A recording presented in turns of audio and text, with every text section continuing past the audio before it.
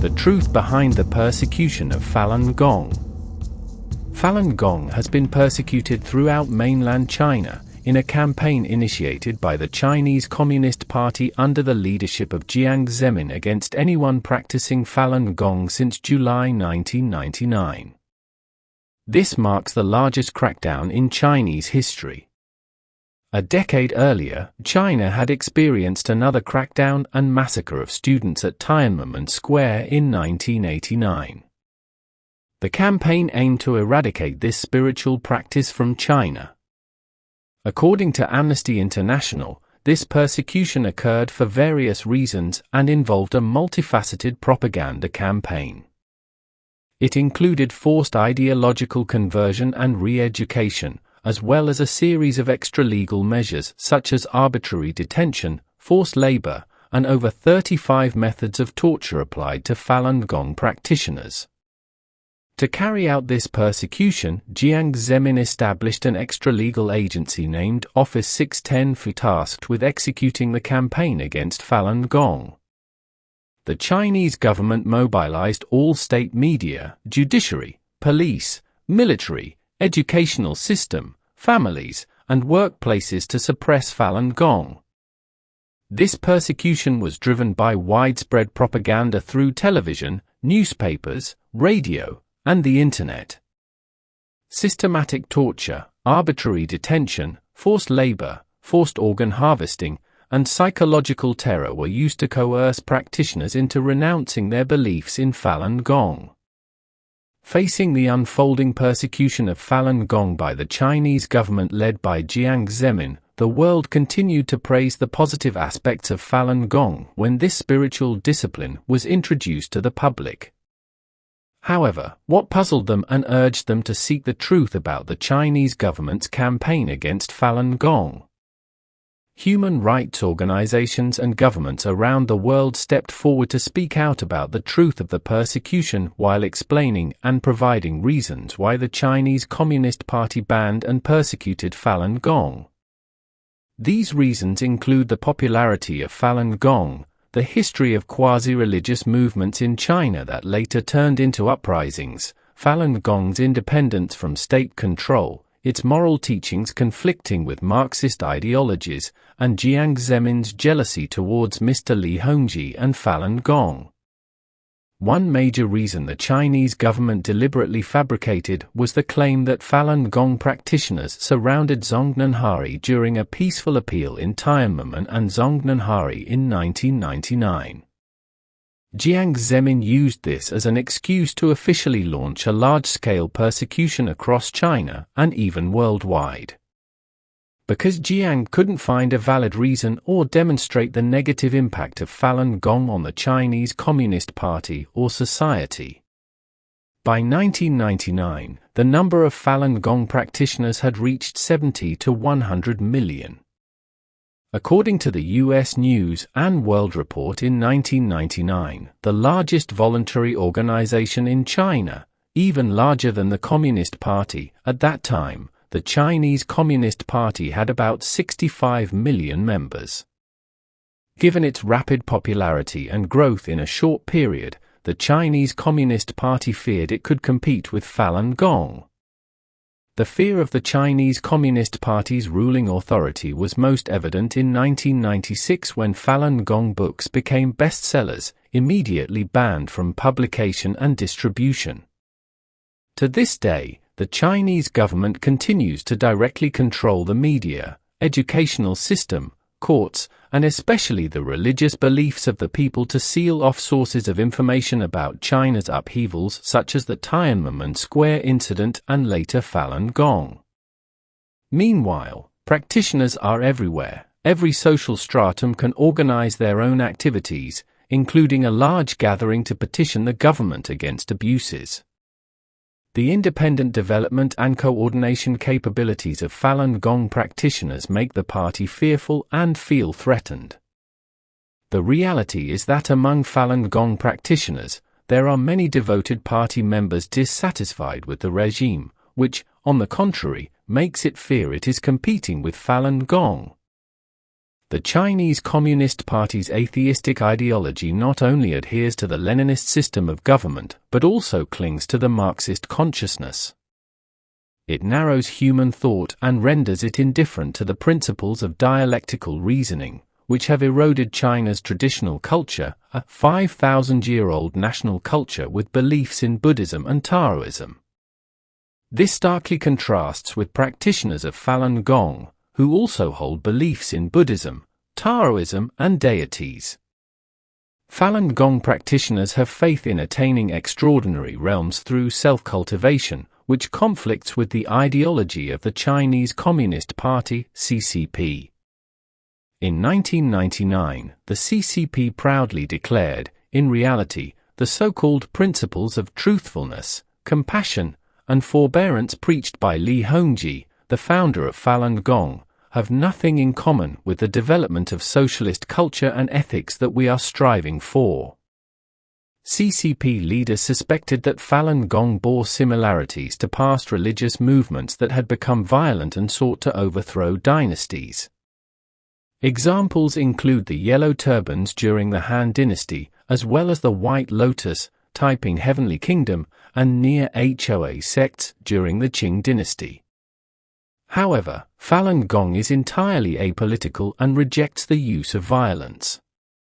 Evidence shows that practitioners only stand up for justice and speak the truth when the CCP defames and fabricates accusations against Falun Gong and its founder. Falun Gong practitioners have been tortured, beaten, and had their organs harvested by the CCP regime, disregarding both Chinese law and international human rights standards. They only speak out for the truth, exposing the CCP's deception to rescue themselves and other persecuted practitioners. Zhong Traik-Dan frequently heard praises from CCP leaders and the people for Li Hongzhi, the founder of Falun Gong. Those close to Zhong also showed great interest, discussing and advising others to practice Falun Gong, which made Zhong jealous and resentful. In 1998, during a flood, Zhong witnessed a group of volunteers working diligently. Assuming they were CCP members, Zhong praised them, only to find out they were Falun Gong practitioners. Consumed by jealousy, Zhong turned away, harboring resentment toward Falun Gong and Li Hongzhi. Zhong initiated a campaign to suppress Falun Gong, with most party members dissenting. However, fueled by jealousy and indignation, Zhong persisted in his intention to suppress Falun Gong.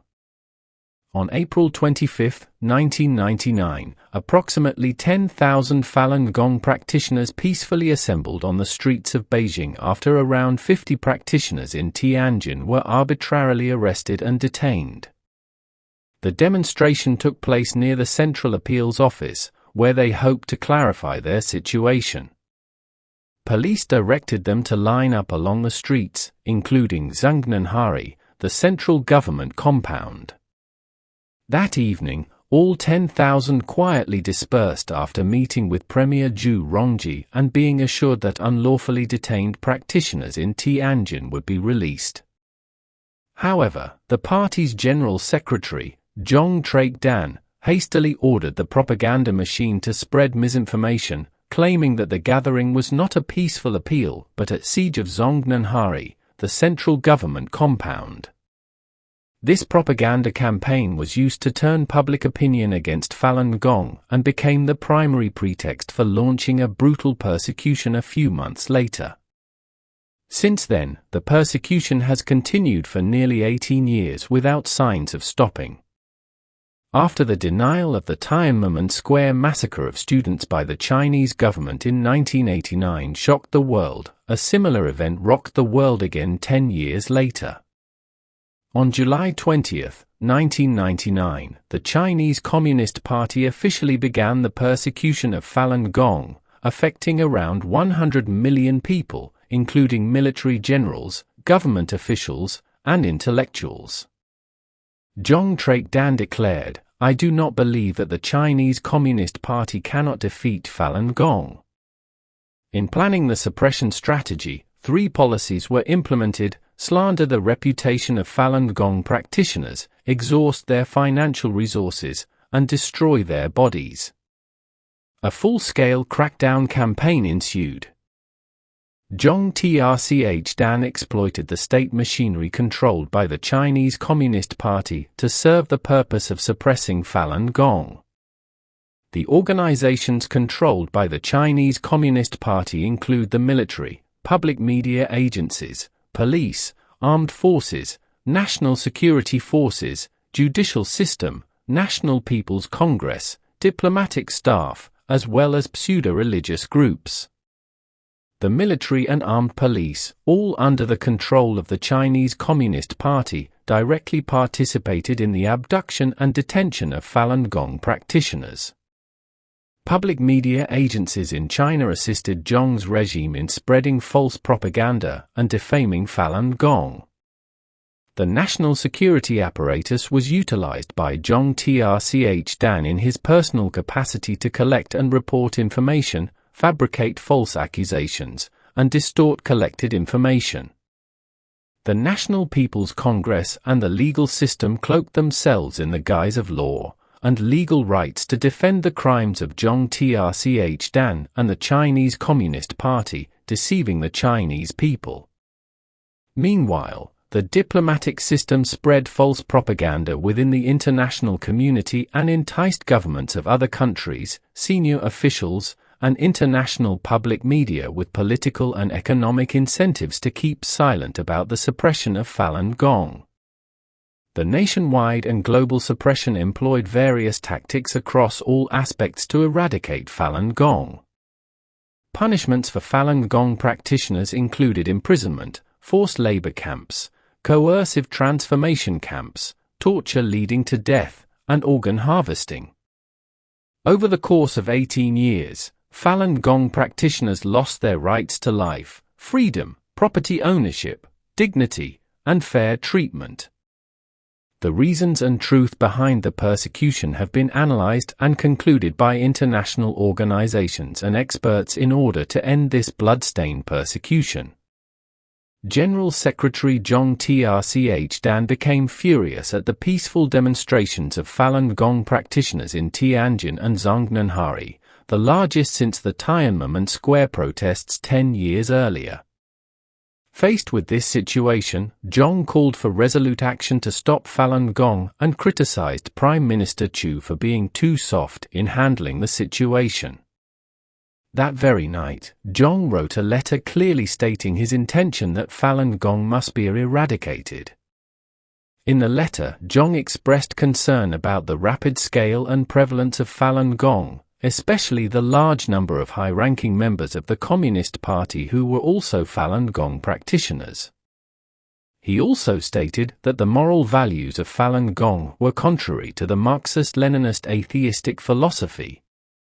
On June 7, 1999, Zhong Trch Dan ridiculed Falun Gong baselessly at a meeting of the Chinese Communist Party Politburo.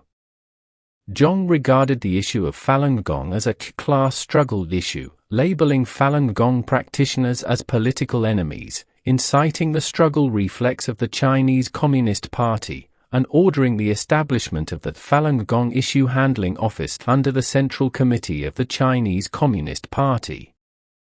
What is the significance of Room 610?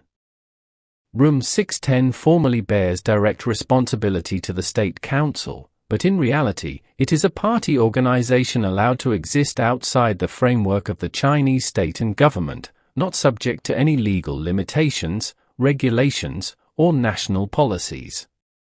It is an all-powerful organization much like the Gestapo of Nazi Germany, having authority surpassing that of legal systems and courts, using the country's resources arbitrarily.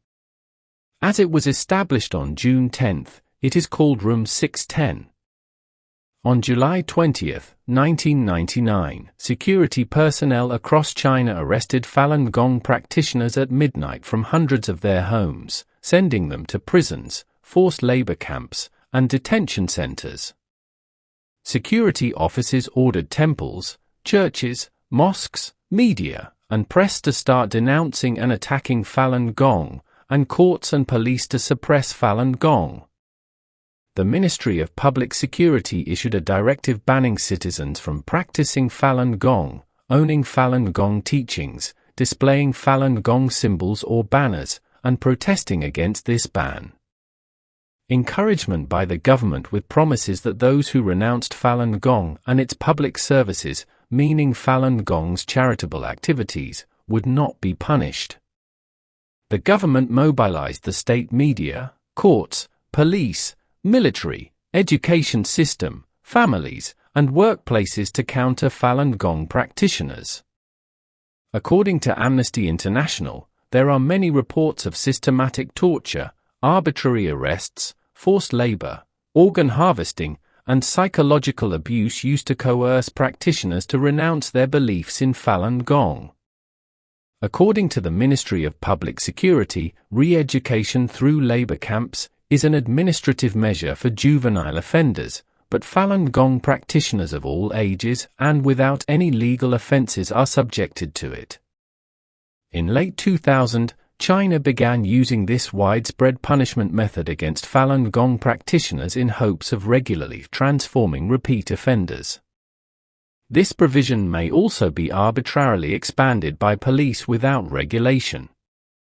Practitioners may face unclear punishments against them.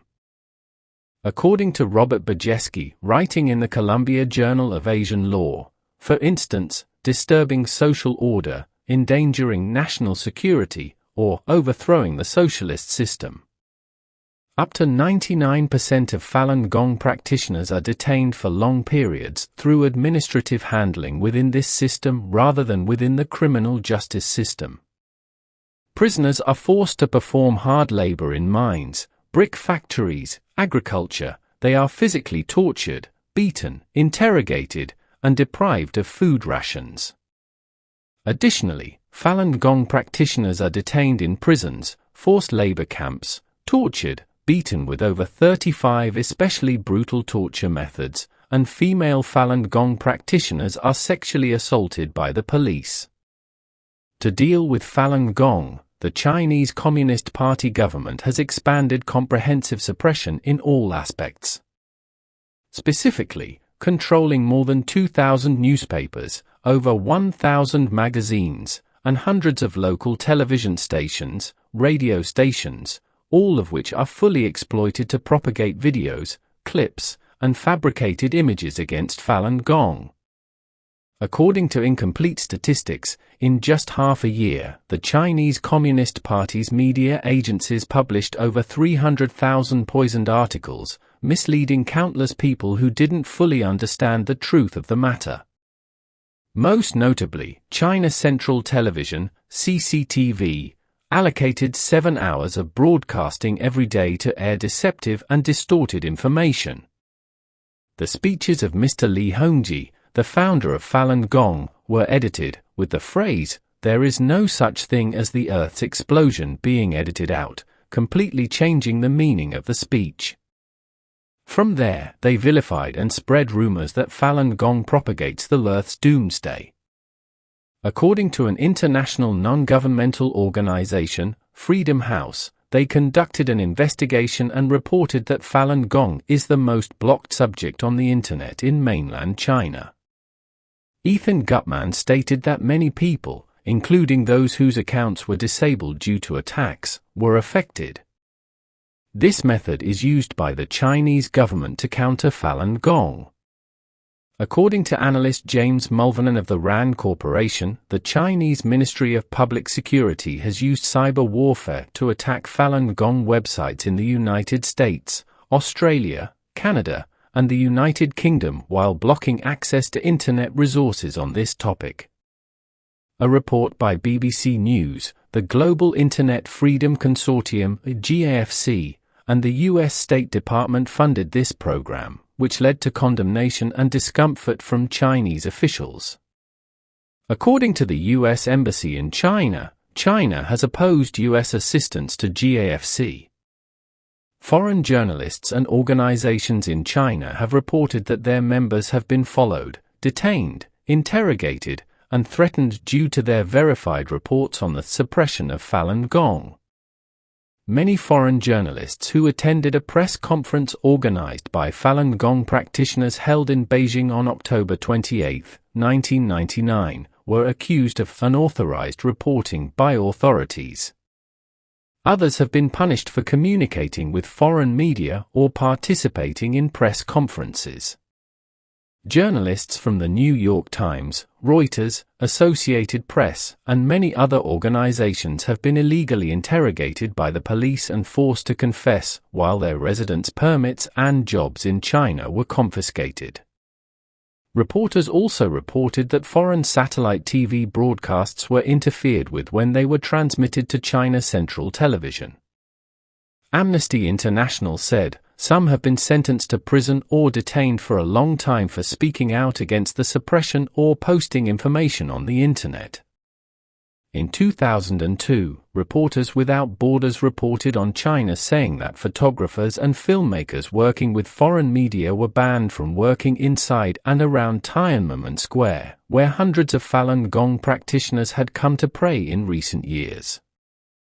It is estimated that at least 50 representatives of the international press have been illegally arrested and beaten by Chinese police since July 1999. Many Falun Gong practitioners have been arbitrarily imprisoned for speaking to foreign journalists. Ian Johnson, a reporter for the Wall Street Journal in Beijing, wrote a series of articles and won the Pulitzer Prize in 2001. But Ian Johnson left Beijing after writing articles about the suppression of Falun Gong, saying the Chinese police made my life in Beijing terrible after he received the Pulitzer Prize. The entire press corps was unable to resist and restrict publications related to Falun Gong by the Chinese government.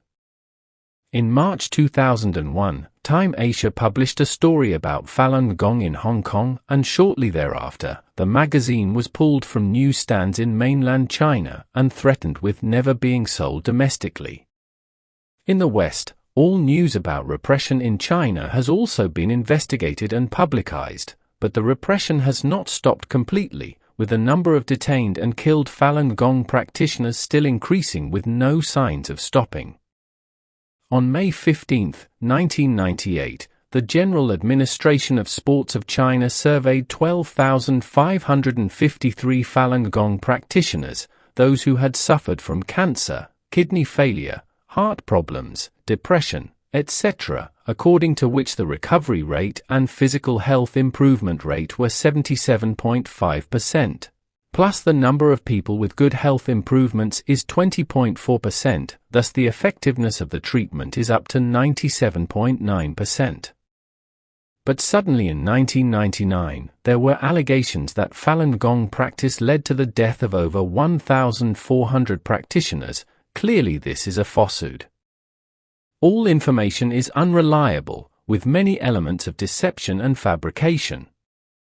Evidence of incidents is not provided. No independent investigation is allowed. Cases that could be investigated have results, death cases found to be fabricated, cases of non-existent victims. All investigative information is distorted, not true, but the media, press still publish it loudly, making people fascinated, misunderstood about Falun Gong. On January 23, 2001, on the 13th day of the Lunar New Year, at Tiananmen Square, there was a self-immolation incident involving 5 people. And the government declared that these were 5 Falun Gong practitioners committing suicide by self-immolation. And this incident was continuously propagated for a long time to make people who used to praise Falun Gong turn into hatred and indignation towards this peaceful meditation practice. However, this incident revealed many flaws, many staged details, and was determined to be a fake self-immolation orchestrated by the Chinese government. The international community sees this as a century-old scam of the Chinese Communist Party. A United Nations development program in Geneva, Switzerland also condemned this incident as a government-staged action to deceive the people, causing misunderstanding and ridicule of Falun Gong.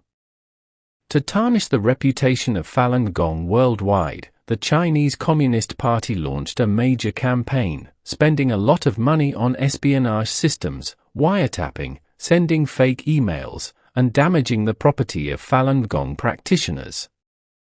At the same time, it also thwarted any investigations by governments and non-governmental organizations worldwide into the persecution of Falun Gong. It sealed off any authentic information about Falun Gong from leaking outside to conceal the crackdown. However, this only heightened suspicions among global organizations, governments, and people worldwide regarding the Chinese government's persecution of Falun Gong. Worldwide organizations and individuals have not hesitated to voice their thoughts on Falun Gong, while also voicing support for Falun Gong and its founder, Mr. Li Hongzhi. On the eve of the annual World Falun Dafa Day on May 13, Canadian lawmakers received forged emails aimed at smearing Falun Gong with content such as: one sender named Andrew Tang called the recipients foolish for not attending Falun Dafa Day commemorations and missing the last chance to be saved. Another email warned the recipient, what awaits you will be complete destruction. These emails were immediately suspected of being forged due to their use of coarse language and threats, unlike the behavior of Falun Gong practitioners. Similar emails were also sent to elected officials in Australia, Europe, the United States, and New Zealand. John Hugh and James Shaw, two councillors in Parramatta, Australia, were among the recipients. In the following year, Conservative Party MP Peter Goldring and other officials also received similar emails. Grace Woollensack, coordinator of the Falun Dafa Association of Canada, confirmed suspicions, stating, after conducting an investigation over the past decade, we have discovered that many similar emails have been sent to various officials of many governments around the world. The majority of these emails were sent from mainland China. Haya stated that these emails did not convince anyone, and he was not intimidated by any threats in the emails he received. He said, I don't like bullies, and I will never, ever yield to these bullies. I admire the minds and hearts of Falun Dafa practitioners, and I will continue to support them. Jiang Zemin ordered a strengthened battles against Falun Gong overseas.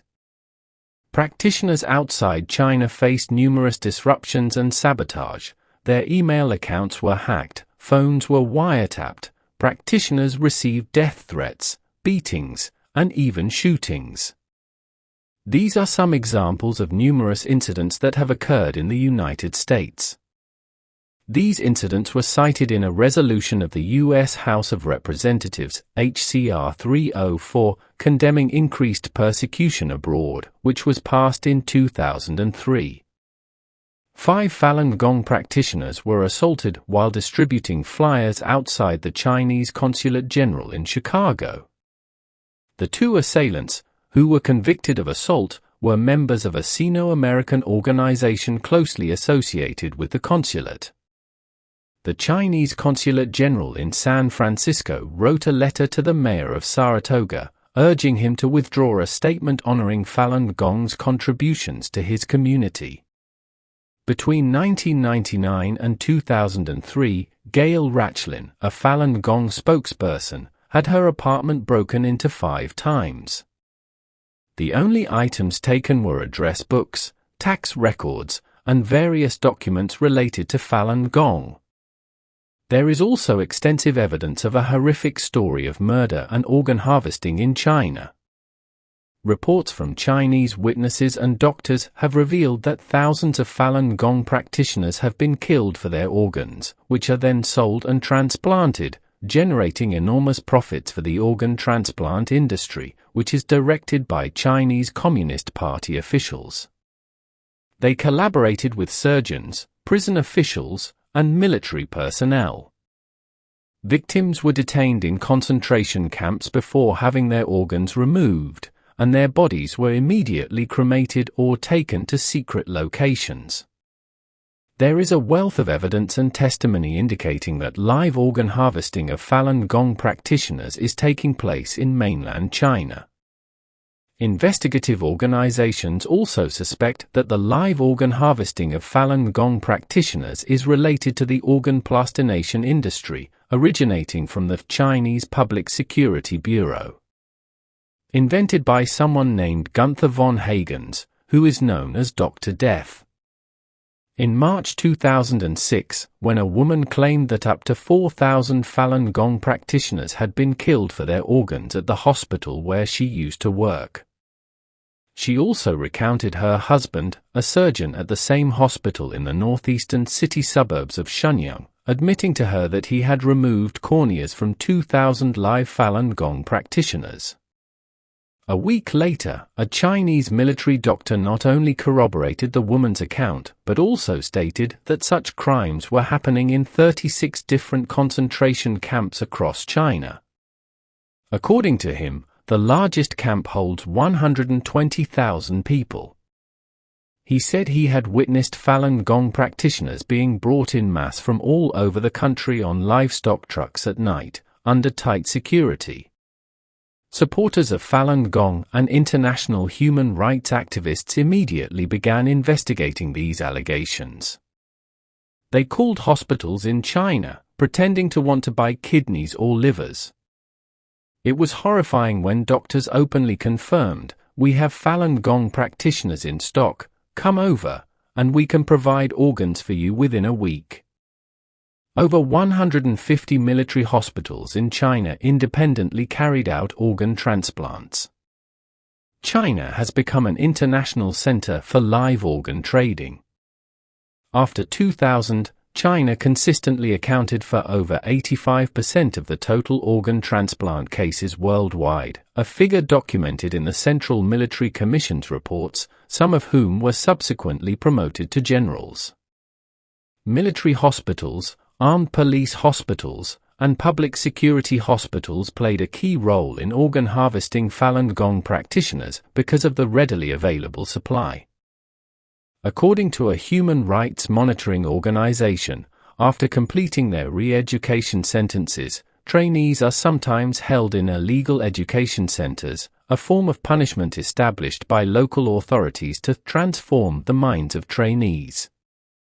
While initially described by Beijing officials as harmless, a tougher approach was later adopted, with education and labor assistant teams, leading cadres, and people from all walks of life participating in the campaign. By early 2001, quotas were set for how many trainees needed to be transformed. Official records do not specify the methods used to achieve this, although third-party investigations have shown that physical and psychological abuses could be extremely severe.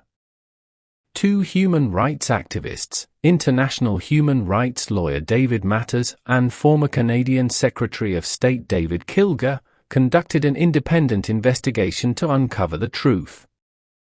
On July 6, 2006, their investigative report alleging that the Chinese government harvested organs from live Falun Gong practitioners was published.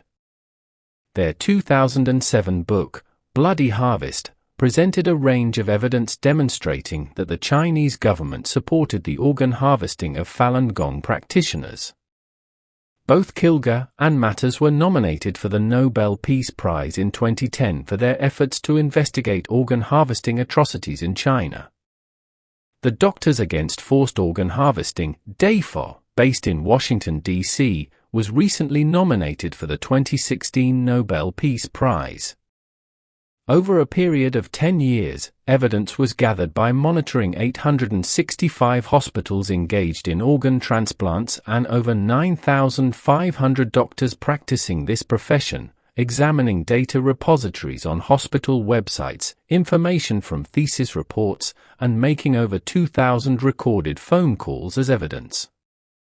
On May 19, 2016, the World Organization to Investigate the Persecution of Falun Gong, WOIPFG, published a report of over 210,000 characters demonstrating the existence of a massive live organ harvesting industry in China primarily sourced from Falun Gong practitioners.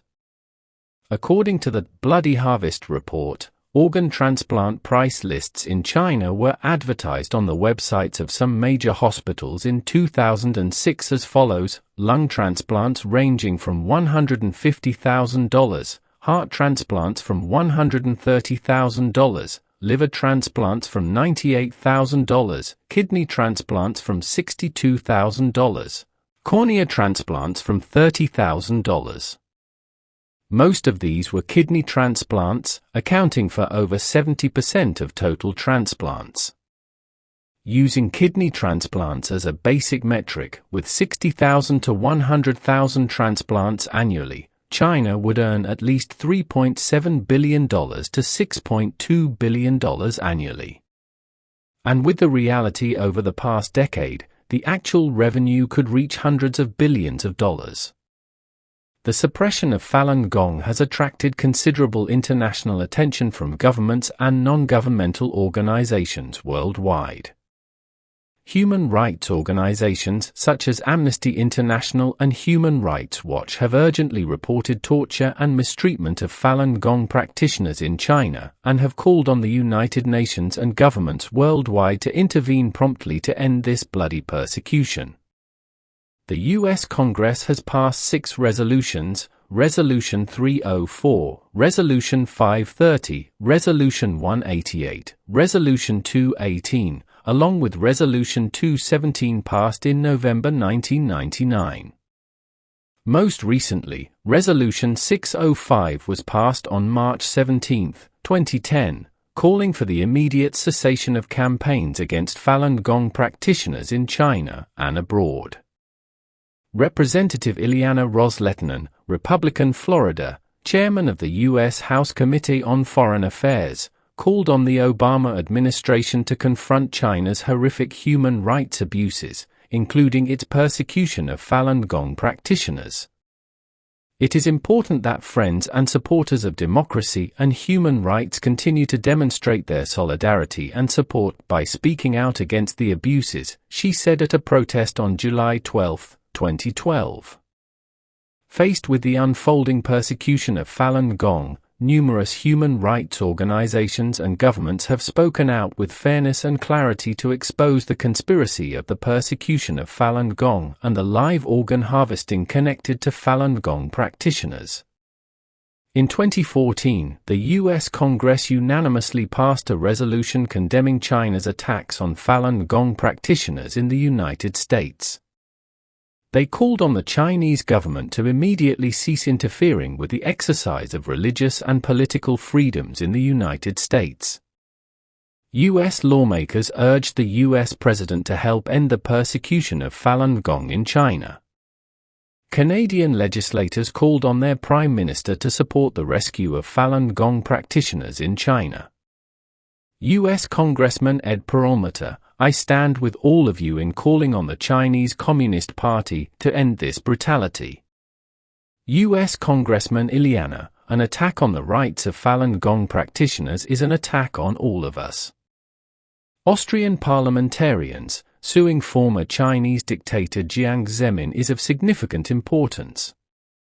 Swiss politicians urge Chinese President Xi Jinping to bring Jiang Zemin to justice. Australia, a rally in Sydney supports 200,000 lawsuits against former Chinese dictator Jiang Zemin. Switzerland, 36 lawmakers urge the United Nations Human Rights Council to help bring former Chinese dictator Jiang Zemin to justice. Europe, over half of the members of the European Parliament signed a declaration calling for action to end the forced organ harvesting atrocities in China. 18 U.S. senators and representatives wrote a letter supporting efforts to resist the persecution of Falun Gong practitioners. Taipei, Taiwan, the city council passed a resolution supporting the lawsuit against former dictator Jiang Zemin.